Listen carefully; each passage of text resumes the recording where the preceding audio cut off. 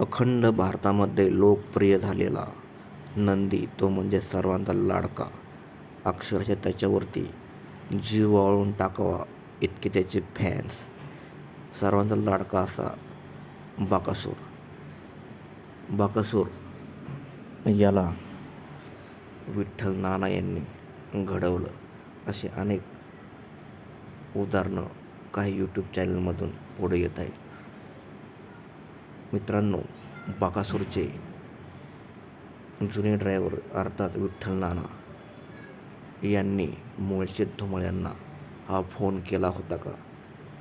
विठ्ठल नाना म्हणाले का की मी बकासूरच्या गाडीवर पुन्हा एकदा येईल? काही व्हिडिओ सध्या यूट्यूबवरती प्रसारित झाले आहेत, परंतु सूत्राकडून समजलेल्या माहितीनुसार सध्या तरी असा कोणत्याही प्रकारचा कॉल विठ्ठल नाना यांनी मुळशीत धुमाळ यांना हा केलेला नाही.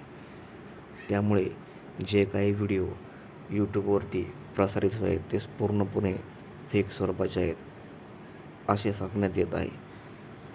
त्यामुळे आगामी काळामध्ये विठ्ठल नाना यांनी ठरवलं तर बकासूरच्या गाडीवर हे विठ्ठल नाना येऊ शकतात.